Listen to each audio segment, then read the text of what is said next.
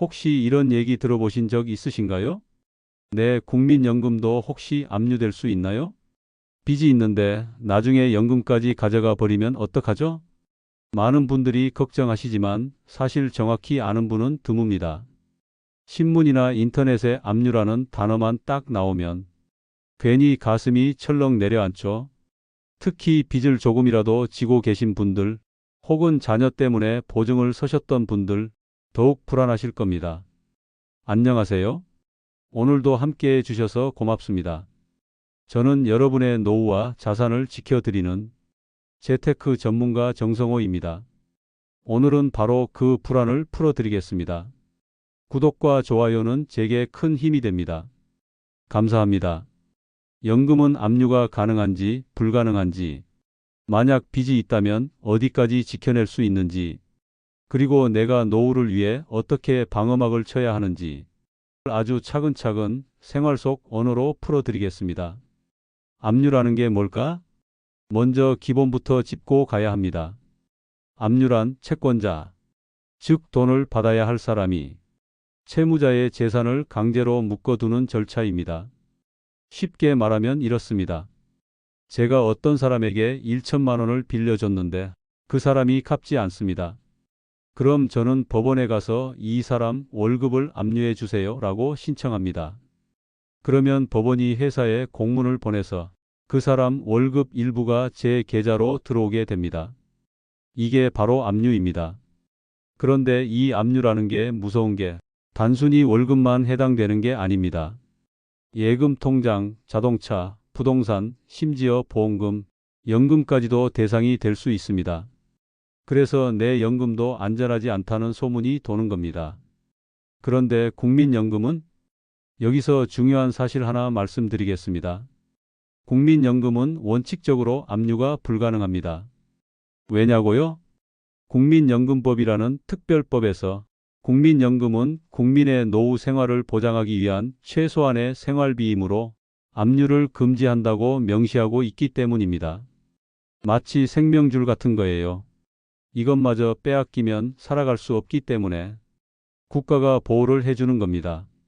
하지만 여기서 한 가지 주의할 점이 있습니다. 내 계좌에 연금이 들어온 순간 상황이 달라진다는 겁니다. 국민연금관리공단에서 지급되기 전까지는 절대 압류가 안 됩니다. 그런데 계좌에 들어온 순간 그건 연금이라는 꼬리표가 사라지고 그냥 예금이 됩니다. 즉, 국민연금공단에서 지급되기 전까지는 100% 보호되지만 은행 계좌에 들어오고 나면 압류될 수 있는 겁니다. 여기서 많은 분들이 헷갈리세요. 아니, 그럼 결국 똑같이 압류당하는 거 아냐? 그렇지 않습니다. 해법이 있습니다. 사례로 풀어볼까요? 실제 상담했던 한 70대 어르신의 이야기입니다. 이분은 예전에 자녀 사업 보증을 서셨다가 억울하게 빚을 떠안게 되셨습니다. 매달 국민연금을 120만 원 받고 계셨는데 은행 계좌가 압류돼 버린 겁니다. 그러다 보니 국민연금이 들어오자마자 자동으로 채권자 계좌로 빠져나가 버렸습니다. 한 달 생활비가 통째로 날아가 버린 거죠. 너무 힘들어 하셔서 제가 방법을 알려드렸습니다. 국민연금만 받는 전용 계좌를 따로 만드세요. 그리고 법원에 압류금지채권 범위 변경 신청을 냈습니다. 그 결과 국민연금의 일부는 생활비로 반드시 남겨두도록 보호 결정을 받을 수 있었습니다. 여러분, 여기서 중요한 포인트가 뭔지 아시겠죠? 법적으로는 연금 자체는 보호되지만 계좌에 들어오면 예금으로 취급된다. 그래서 반드시 전용 계좌와 법적 신청을 병행해야 한다. 왜 이런 지식이 중요할까요? 여러분, 나이가 들수록 나는 빚이 없으니까 괜찮아라고 생각하기 쉽습니다. 하지만 의외로 우리가 모르는 사이에 채권 문제가 생길 수 있습니다. 예를 들어 자녀가 보증을 서달라고 해서 이름을 빌려줬다든지, 예전 직장에서 퇴직금 문제로 법적 분쟁이 생겼다든지, 의료비 미납 같은 작은 금액이 커졌다든지, 이런 경우 예상치 못한 순간에 통장이 압류됩니다. 그 순간 생활비가 한 푼도 못 빠져나가 버리면 어떻게 될까요?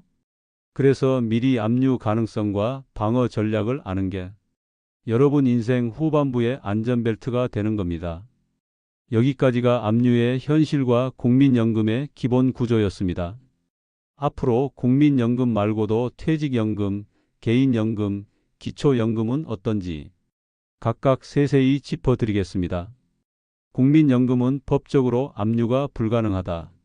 하지만 계좌에 들어오는 순간 그냥 예금으로 취급된다. 그렇다면 국민연금 외에 다른 연금들은 어떨까요? 요즘은 퇴직연금, 개인연금, 기초연금까지 종류가 많습니다. 하나하나 차근차근 짚어보겠습니다. 퇴직연금은 회사 다니실 때 쌓은 퇴직금을 연금 형태로 받는 제도입니다. 많은 분들이 퇴직연금도 국민연금처럼 압류가 안 되겠지? 이렇게 생각하시는데 안타깝게도 그렇지 않습니다. 퇴직연금은 원칙적으로 채권자가 압류할 수 있습니다. 왜냐하면 퇴직연금은 근로기준법, 퇴직급여법으로 보호를 받긴 하지만 그 보호 범위가 일시금으로 퇴직할 때의 최소 퇴직금에 해당되기 때문입니다. 즉, 회사에서 퇴직할 때 일시불로 받는 법정 퇴직금은 최소한의 금액만큼은 압류할 수 없게 보호가 됩니다.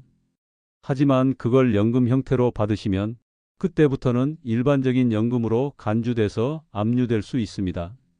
실제로 60대 한 남성분이 상담을 오셨습니다. 퇴직연금을 매달 100만 원씩 받고 계셨는데 예전에 보증을 서셨던 빚 때문에 계좌가 압류됐습니다. 그분 말씀으로는 국민연금도 압류 안 된다던데 퇴직연금도 당연히 안전한 줄 알았어요. 하지만 막상 현실은 달랐습니다. 법원은 퇴직연금을 일반적인 소득으로 받고 따라서 채권자가 압류할 수 있었던 겁니다. 퇴직연금은 원칙적으로 압류 가능하다. 다만 법원에 압류금지채권 범위 변경 신청을 내면 생활비 최소 한도는 남겨둘 수 있습니다. 즉, 채권자가 전부 가져가 버릴 수는 없고 법원에서 월세, 식비, 의료비 등 필수 생활비는 보호해줘야 한다. 이렇게 판단할 수 있다는 겁니다. 그래서 퇴직연금 받으시는 분들은 반드시 내 계좌에 들어오는 돈을 생활비 용도로 써야 한다는 점을 증명할 수 있는 자료들을 준비해 두셔야 합니다. 다음은 개인연금입니다. 보험사에서 가입하는 연금저축보험, 변액연금보험 같은 것들 있죠. 이건 어떨까요? 개인연금은 안타깝게도 거의 대부분 압류 대상이 됩니다. 왜냐하면 이건 내가 가입한 금융상품이지 국민의 최소한 생활비를 보장하는 국가제도가 아니기 때문입니다. 즉, 채권자 입장에서 보면 개인연금은 그냥 보험금의 일종, 재산의 일부입니다. 따라서 압류 대상이 될 수 있습니다. 제가 상담했던 한 여성분 이야기입니다. 이분은 평생 보험을 열심히 넣으셔서 60대가 되자 매달 개인연금으로 80만 원을 받고 계셨습니다. 그런데 자녀 문제로 신용불량이 생겼고 채권자들이 개인연금 계좌를 압류했습니다. 아니, 이거 내 노후 밥값인데 이걸 왜 가져가요? 너무 억울해 하셨습니다. 하지만 법적으로 개인연금은 특별한 보호장치가 없습니다. 따라서 생활비 보장을 원한다면 법원에 신청해서 일부만 남겨두는 방법밖에 없었습니다. 개인연금은 법적으로 보호받지 못한다. 따라서 개인연금만으로 노후를 준비하는 것은 위험하다. 국민연금과 기초연금 같은 보호되는 연금과 함께 복합적으로 구성해야 안전하다. 이제 기초연금 이야기로 넘어가겠습니다. 65세 이상, 소득이 일정 수준 이하이신 분들께 국가에서 매달 30만 원 정도 지급하는 기초연금. 이건 어떨까요? 기초연금도 원칙적으로 압류할 수 없습니다. 왜냐하면 기초연금법에서 노인들의 최소한의 생활을 보장하기 위해 압류 금지를 명시하고 있기 때문입니다. 즉, 국민연금과 같은 원리입니다. 기초연금은 지급되기 전까지는 절대 압류가 불가능합니다. 하지만 은행 계좌에 들어오는 순간 그 돈은 예금이 되므로 채권자 압류가 가능해집니다. 국민연금 압류 불가 단 계좌에 들어오면 예금으로 압류 가능. 퇴직연금 원칙적으로 압류 가능. 개인연금 거의 대부분 압류 가능. 기초연금 원칙적으로 압류 불가 계좌 입금 후엔 가능. 여러분 여기까지 들으시면서 어떤 생각 드세요? 아, 결국 다 압류되네? 이렇게 느끼실 수도 있습니다. 하지만 중요한 건 계좌 관리와 법적 신청입니다. 같은 돈이라도 어떤 계좌에 어떤 방식으로 들어오느냐에 따라 지켜낼 수도 있고 빼앗길 수도 있습니다.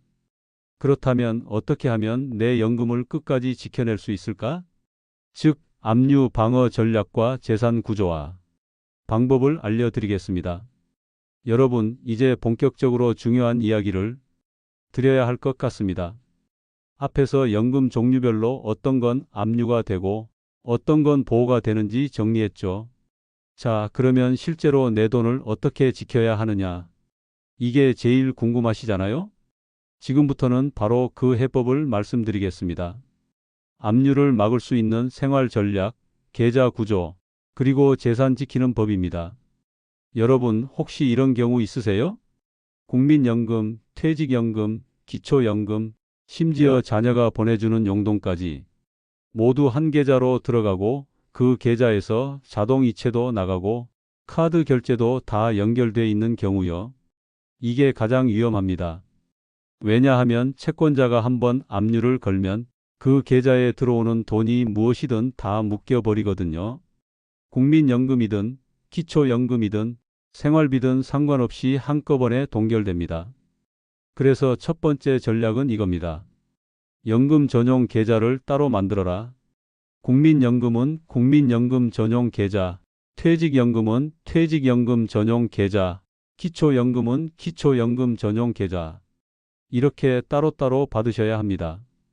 왜냐하면 나중에 법원에 가서 이건 생활비라 보호해 달라고 주장하려면 출처가 명확해야 하기 때문이죠. 여러분, 음식도 냉장고에 다 섞어 놓으면 뭐가 어디서 온 건지 모르잖아요. 그러면 상한 음식 때문에 다른 음식까지 버려야 합니다. 돈도 똑같습니다. 출처별로 칸을 나눠서 보관한다. 이게 첫 번째 원칙입니다. 두 번째 전략은 조금 법적인 이야기입니다. 혹시 들어보셨나요? 압류금 지채권 범위 변경 신청. 이건 뭐냐면 채권자가 내 연금을 압류했을 때 법원에 가서 이 돈은 내 생계비니까 전부 가져가면 안 된다. 라고 요청하는 절차입니다. 법원은 보통 이렇게 판단합니다. 최소한의 주거비, 식비, 의료비는 남겨두고 나머지는 채권자에게 준다. 즉, 전부를 빼앗길 필요는 없다는 거죠. 70대 여성분이 계셨습니다. 남편 빚 때문에 퇴직연금이 전부 압류됐어요. 한 달에 120만 원을 받는데 그대로 묶여버린 겁니다. 생활비가 없으니 정말 막막하셨죠. 그분이 법원에 신청을 하셨습니다. 제가 매달 월세로 40만 원, 약값으로 20만 원이 꼭 필요합니다. 이 돈까지 빼앗기면 살 수가 없습니다. 법원은 그분 손을 들어주었습니다.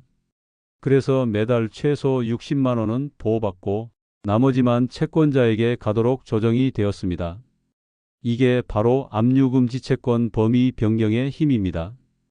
여러분, 여기서 중요한 비밀을 하나 알려드리겠습니다.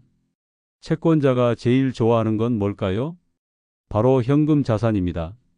왜냐하면 계좌에 있는 현금은 그대로 가져갈 수 있으니까요. 하지만 연금처럼 월급 구조로 바뀌면 그건 생활비 성격이 강해집니다.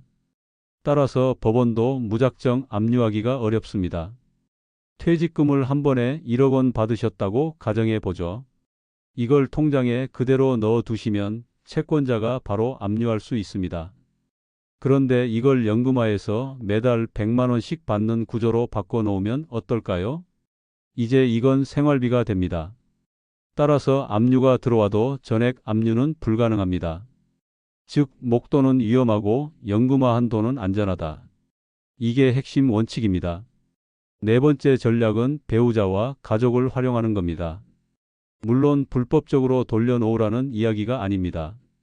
법적으로 합법적인 범위 내에서 가족 계좌로 생활비를 분산하라는 겁니다. 예를 들어 남편 명의 계좌가 압류돼 있다면 아내 계좌로 국민연금을 받게 할 수는 없습니다. 왜냐하면 국민연금은 본인 명의로만 받을 수 있기 때문이죠. 하지만 이렇게는 할 수 있습니다. 남편 계좌로 연금이 들어오면 바로 생활비만큼 아내 계좌로 이체해 두는 겁니다.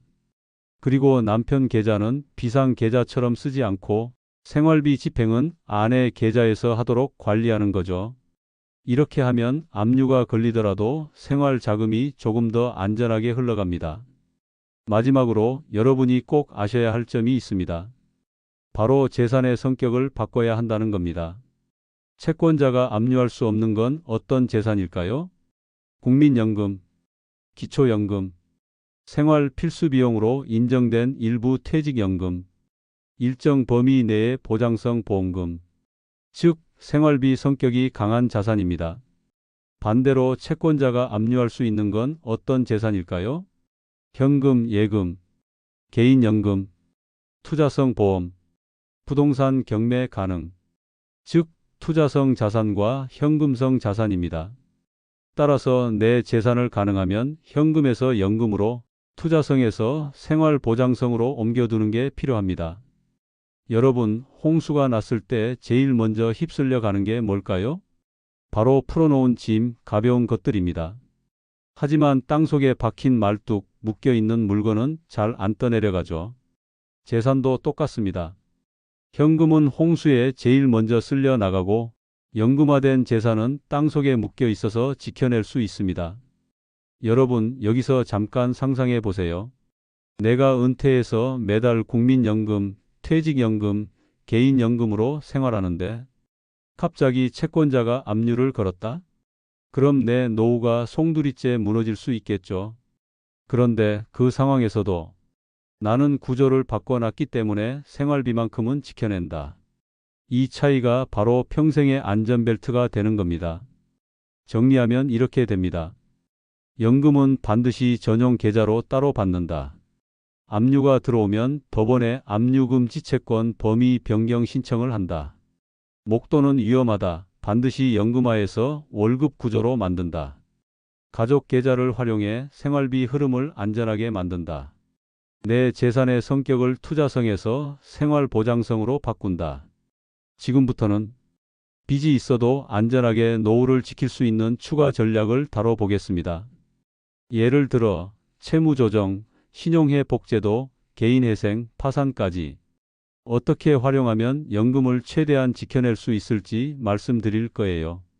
여러분, 혹시 이런 경험 있으신가요? 나도 모르는 사이에 카드 연체가 쌓이고 이자가 불어나고 어느 날 갑자기 은행에서 전화가 와서 채권 압류 들어갑니다 라는 통보를 받는 경우요. 특히 은퇴 이후에는 소득이 줄어드니까 예전보다 작은 빚도 큰 부담이 됩니다. 이런 상황에서 제일 중요한 건 내 연금과 생활비를 지켜내는 것입니다. 오늘은 바로 그 방법을 차근차근 설명드리겠습니다. 먼저 가장 많이 쓰이는 게 신용회복위원회의 채무조정 제도입니다. 쉽게 말하면 은행이나 카드사의 진 빚을 국가가 중간에서 조정해 주는 제도입니다. 예를 들어 내가 5천만 원의 빚이 있는데 지금 소득으로는 매달 200만 원 이상을 갚기 힘들다. 이럴 때 신용회복위원회에 신청하면 원금을 최대한 유지하면서 이자를 줄여주거나 상환 기간을 10년 이상으로 늘려줍니다. 즉 매달 50만 원에서 100만 원 수준으로 줄여서 갚을 수 있게 해주는 거죠. 65세 남성분이 계셨습니다. 퇴직 후에 자영업 실패로 7천만 원의 빚이 생겼습니다. 국민연금 120만 원, 기초연금 30만 원으로 생활하고 있었는데 채권자들이 연금을 압류하려 했습니다. 이분이 신용회복위원회에 채무조정을 신청했습니다. 그 결과 매달 상환액이 30만 원으로 줄어들었고 나머지는 연금으로 생활할 수 있었습니다. 즉 빚을 조금씩 갚으면서도 노후 생활은 유지할 수 있었던 거죠. 두 번째 전략은 개인회생 제도입니다. 개인회생은 법원에 신청하는 절차입니다. 내 소득과 빚을 모두 공개하고 법원이 이분은 이 정도는 갚을 수 있고 나머지는 탕감해 줘야 한다고 판단하는 겁니다. 중요한 건 법원이 생활비만큼은 반드시 남겨둔다는 점입니다. 예를 들어 서울 거주 2인 가족 기준으로 월 220만 원 정도가 최저 생계비로 인정됩니다. 이 돈은 반드시 보호받고 그 이상이 있어야 채권자에게 상환됩니다. 70세 여성분, 남편 사망 후 빚이 남아 있었습니다. 연금으로 매달 150만 원을 받는데 채권자가 전부 압류하려 했죠. 이분이 개인회생을 신청했습니다. 법원은 최저 생계비 이하라 상환 불가라고 판단했습니다. 즉, 이분은 채권자에게 한 푼도 내지 않고 연금 전액을 생활비로 쓸 수 있었습니다. 개인회생은 이렇게 연금을 압류해서 지켜주는 방패 역할을 할 수 있습니다. 세 번째는 개인 파산입니다. 많이들 파산하면 다 잃는다라고 생각하시는데 사실 그렇지 않습니다. 파산을 하면 채무가 전부 면제됩니다. 대신 내가 가진 재산 중 일부는 채권자에게 나눠줘야 합니다. 하지만 중요한 사실이 있습니다. 국민연금, 기초연금, 생활에 필요한 최소한의 재산은 보호됩니다. 즉, 파산을 해도 최소한의 생활은 지킬 수 있게 법이 설계되어 있습니다. 여러분, 파산은 마치 배가 침몰했을 때 구명보트에 타는 것과 같습니다. 배 안에 있던 짐은 다 버려야 하지만 사람 목숨은 지킬 수 있죠. 마찬가지로 빚은 정리되지만 생활할 기본은 보장됩니다. 자, 이제 법적 절차 외에 생활 속에서 할 수 있는 구체적인 전략들을 말씀드릴게요. 자동이체 계좌 분리 빚이 있는 분은 반드시 생활비 계좌와 빚 상환 계좌를 분리하세요. 현금 자산 최소화 통장에 큰돈 두지 마시고 필요한 생활비만 남기세요. 연금 전용 계좌 활용 국민연금, 퇴직연금은 반드시 전용 계좌를 따로 만들어 두세요. 보장성 보험 유지 종신보험이나 건강보험의 일부는 압류가 어렵습니다. 최소한의 안전장치가 됩니다. 여러분 상상해 보세요. 내 연금이 채권자에게 전부 뺏겨서 월세도 못 내고 약값도 못 내는 상황. 끔찍하죠? 하지만 반대로 법적인 제도와 생활 전략을 활용해서 내 최소한의 생활비는 반드시 지켜낸다. 이렇게 한다면 어떨까요? 마음이 한결 가벼워지고 노후의 불안도 줄어듭니다. 여기까지가 4부였습니다. 정리하면 빚이 있어도 노후를 지키는 전략은 이렇습니다. 신용회 보기원회를 통해 이자 줄이고 상환액을 낮춘다. 개인회생 제도를 통해 최저 생계비는 반드시 보호받는다. 파산 제도로 빚을 전부 정리할 수도 있다. 생활 속에서는 계좌 분리, 연금 전용 계좌, 보장성 보험으로 안전망을 만든다. 이제부터는 앞으로 빚과 연금 문제를 예방하려면 어떻게 해야 하는가? 즉, 아직 압류가 오지 않은 분들, 미리 대비할 수 있는 재테크 전략을 알려드리겠습니다. 여러분, 빚 문제라는 게 꼭 큰돈 때문에 생기는 게 아닙니다. 작은 신용카드 빚, 자동차 할부금, 보증 잘못 선 것, 이런 것들이 쌓이고 불어나면서 결국은 노후를 위협하는 큰 문제가 됩니다. 그래서 아예 빚이 생기지 않게 막는 것, 혹시 생겨도 연금은 지켜내는 것, 이 두 가지가 핵심 전략입니다. 첫 번째 전략은 고정지출 관리입니다. 매달 나가는 돈 중에 꼭 필요한 게 아닌데 자동이체로 빠져나가는 게 많습니다. 예를 들면 쓰지 않는 보험, 안 보는 IPTV, 중복 가입된 통신요금제, 이런 걸 줄이는 게 바로 빚을 예방하는 첫걸음입니다. 한 달에 10만 원 줄이면 1년이면 120만 원, 10년이면 1200만 원입니다. 이게 바로 빚을 막는 씨앗돈이 됩니다. 두 번째는 긴급자금 확보입니다. 갑자기 병원비, 자녀 결혼비, 집 수리비가 필요할 때 준비된 돈이 없으면 결국 카드 빚이나 대출을 쓰게 됩니다. 따라서 최소한 생활비 6개월치는 비상금으로 따로 준비해 두셔야 합니다. 은행 정기예금, CMA 계좌 혹은 안전한 적금도 괜찮습니다. 세 번째는 연금 전용 계좌 분리입니다. 국민연금, 기초연금, 퇴직연금이 들어오는 계좌는 생활비만 관리하는 전용 계좌로 두는 게 안전합니다. 왜냐하면 일반 통장에 연금이 들어오면 채권자가 바로 압류를 걸 수 있기 때문입니다. 하지만 전용 계좌를 쓰면 생활비는 훨씬 더 안정적으로 지킬 수 있습니다. 네 번째 전략은 상속과 증여 플랜입니다. 여러분, 혹시 이런 걱정 있으시죠? 내가 혹시 빚을 남기고 세상을 떠나면 자식들이 떠안지 않을까? 방법이 있습니다. 자녀들이 상속 포기나 한정 승인을 신청하면 부모의 빚은 이어받지 않습니다. 또한 살아계실 때 현금이나 재산을 일부 증여해서 안전하게 이전해 두는 것도 방법입니다. 다만 세금 문제가 따르니 반드시 전문가 상담이 필요합니다. 여러분 상상해 보세요. 연금은 매달 꼬박꼬박 들어오는데 빚 때문에 채권자가 그걸 싹 가져가 버린다면 정말 끔찍한 일이죠.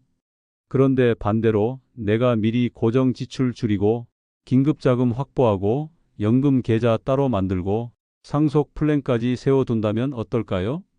노후의 삶이 훨씬 더 든든하고 혹시 위기가 와도 최소한의 안전망은 지켜낼 수 있습니다. 실제 사례를 하나 더 말씀드리겠습니다. 한 60대 부부가 있었습니다. 남편은 은퇴 후 빚이 있었고 아내는 전업주부였습니다. 처음엔 연금이 들어오면 채권자들이 바로 압류를 했습니다.